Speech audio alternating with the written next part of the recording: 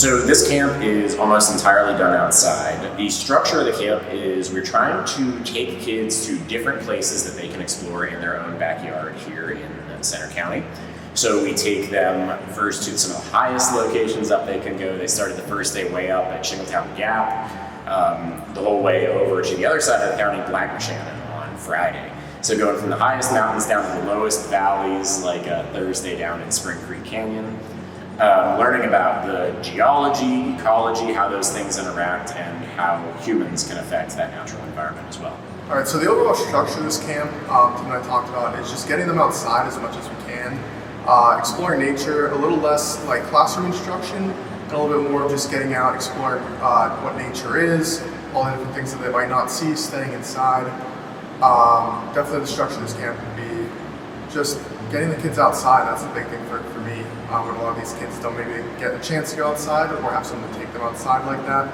And I've given a little bit of information as we're out in nature, just a little bit more about things they see every day or might not see every day outside. So I think what's really unique about this camp specifically is that we spend like almost all of our time outdoors, weather permitting of course, which really allows kids to get to know the area. Like most of them have lived here their whole lives and not really ventured outside of their home, and I think it really gives them a unique experience to learn about what's around them and get them interested in their home. We have a set curriculum in a lot of the other camps where you are setting aside, here are the activities we are going to do, here are the things we're going to see, here is all of what we expect you to learn. That's harder in nature, so we are using what we find to guide the curriculum. There's no way for us to plan what we're going to find out there, so we just have to kind of roll with whatever it is. And I think that that's a useful lesson as well for these kids learning about science. It's not always about predetermined set, here's what we're going to discover. No, a lot of it is kind of mysterious, and a lot of it you don't know what's going to be there until you get an unexpected result.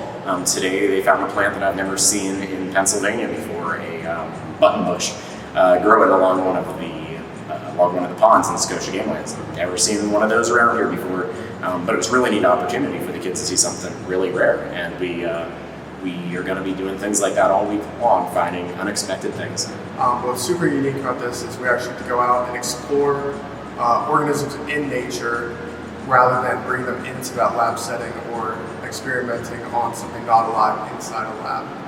Yeah, I'm actually really amazed at the amount of background experience these kids have.